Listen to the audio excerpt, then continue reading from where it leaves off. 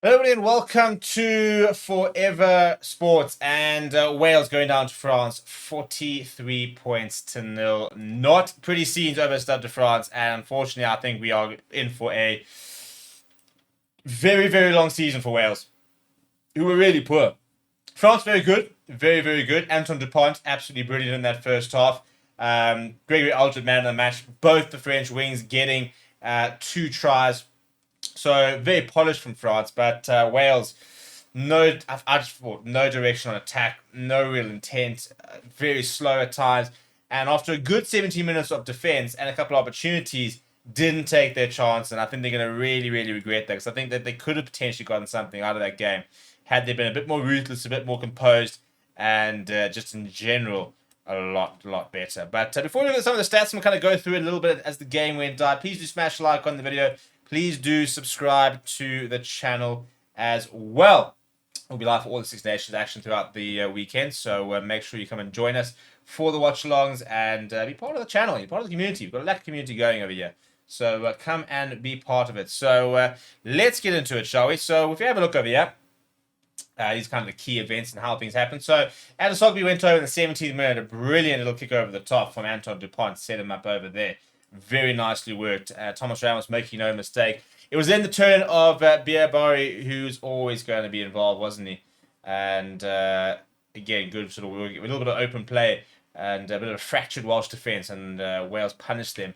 So 14-0, and then Evan Lloyd getting that yellow card in the 30th minute. That was always going to suddenly turn the tide a little bit and made to regret the actions were Wales with two tries, another one for Adesogby, another one for Biabari, three try assists from Anton Dupont, and they walked into halftime 28 points nil with the bonus point, with both wings scoring two tries. They come off with three try assists, and generally very much in control. In the second half, Wales started really well, had a good sort of 12-13 phase period, could not find any key moments or tries. And unfortunately for them, Gino Marchenko in the 54th minute, Gatland in the 67th. Romain Intermac, big moment, I think, in the Six Nations, and particularly in this game, is that Romain Intermac is set to potentially miss next weekend's game. He did get a red or yellow card that was then upgraded to a red up against for a challenge against I think it was Ben Thomas. And we'll have to wait and see whether he gets a ban. But that means he could potentially miss the game against England next weekend, which is a huge game, given the fact that England are being touted as a potential outside chance of winning the Six Nations. Apart from that, then Thomas Gay getting a yellow card. This was repeated infringements. We'll look at the amount of penalties conceded. And Gregory Aldred completing what was a man-of-the-match performance in the 77th minute with a try of his own. 30.5 average points scored per 32 media entry. You look at this over here, and Wales kicked very weirdly and very poorly at times. You look at the points flow chart, and again, nothing, and then after that was pretty consistent. So if you go look at some of the stats, I think the big thing, Warren Gatland's going to need to look at this game and try and find positives. One positive for me you're going to find is the performance of Jack Morgan. 15 carries, I think over 20 tackles. He looked really good.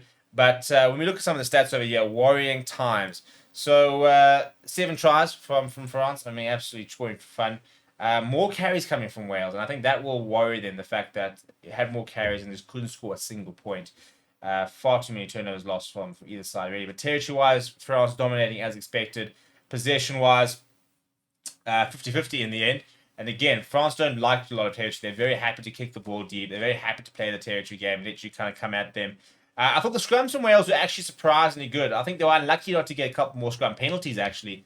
And lineouts were all right, a couple of poor ones, but generally it wasn't muchness in the lineouts. I don't think there were any one lineouts, actually. The lineouts that were lost in inverted commas were just sort of poor lineouts. On attack, Wales, post-contact means, but not enough line breaks, not enough genuine opportunities. And this being the big issue. 12 penalties conceded. I think 8 actually in the first half. So compared to 3 for France, you can't be conceding literally 4 times the amount of penalties. And then defensively, not really. I don't really like looking at defense stats. I don't think it tells you an amazing story. 88% defense, yet you conceded 7 tries, for example. But interesting in terms of the amount of kicks as well, kicking a lot. And very strange sort of kicking game that Warren Gatland was sort of deploying. But again, what I wanted to highlight, Jack Morgan, 21 tackles over here. to go with 15 carries, him being back, I think will be a big boost. Daf Jenkins looks the real deal, 24 tackles. For France, difficult to find people who had bad games, to be honest. Gregory Aldred was absolutely great. Romain Intermac, I thought was a bit quiet. The centres, I think, actually for France were quite quiet. It was mainly kind of directly Dupont, Intermac, and then sort of cross kicks and kicks in behind, where they found a lot of person and got their wings going. It was mainly the forwards that really dominated proceedings against Wales, and they didn't really have much of an answer to it. So France definitely a bit of a statement of intent, but also it's kind of expected. So it's now about what they can do next week against England, because a lot of those teams will have watched the performance and gone, yeah, France looking good, but at the same time, been very quick to say, but also Wales are really, really poor. And again, I think it's a bit of a combination. I think two things can be true at the same time, but I don't think too many teams will suddenly say that France are looking incredibly good compared to what they expect, given how poor Wales were, and the fact that Wales have not won a game now in I think about 8 or 9 games. In fact, I think it could even be more than that. So let me know what you think of the game down in the comments below. I don't think there's a lot of positives there for Warren Gatland. I think they need a fly-off change. Got to get Anskin back in. Got to get Talapa Fatal back in. Got to get players who got a point of difference. Players get over the advance line. Players that can create momentum. Jack Morgan can't do it all by himself, which is basically kind of what it felt like today. But let me know your thoughts down in the comments below. Smash a like on the video. Subscribe to the channel as well. Thank you very much for watching. My name is Steve. I'll chat to you soon.